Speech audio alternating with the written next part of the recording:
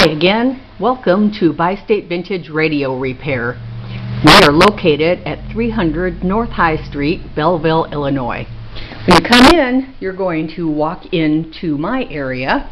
I am Diane Earhart, and we're about ready to see Gary Streeter, and we're going to go and take a look at where the magic happens. This is what you can expect to have done on your radio or phonograph or other vintage electronic. We'll come in here. This is some of the work that's in progress right now, and this is where the magic happens. There's Gary. What you working on today, Gary? Working on an RCA Model 110 table radio. It's a cathedral. No. Is this the case for it down here? That's the cabinet. Let's see if we can get a good look at that, because that's a really pretty radio. Now here, I'll pick it up. Okay. That would make it easier. This is a customer's radio, right? That's correct. So what kind of condition was it in when it came in here? Well, it was in pretty rough shape. It had some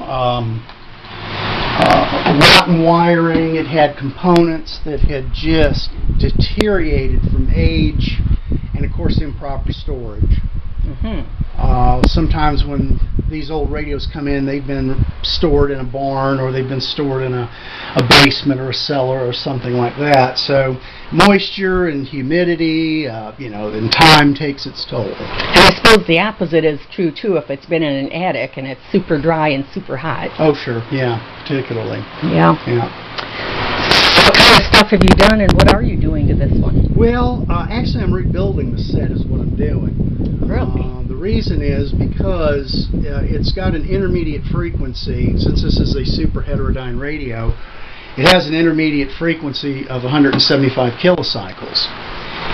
And the coils were open on the intermediate frequency transformer, so instead of trying to hand wind 4 miles of wire, we're just going to change the intermediate frequency up to a standard 455 kilocycle rating, which is what this transformer is going to do. This is a transformer that I rebuilt, and I'm going to mount it on the radio and then hand wind an oscillator coil to go along with that.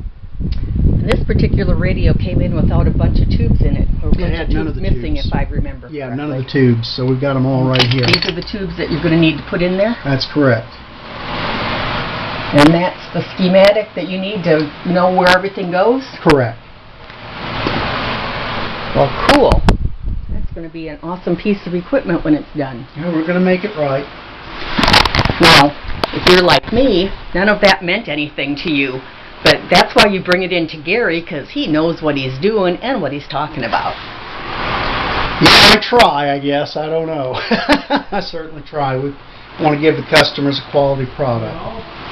Somebody's Here.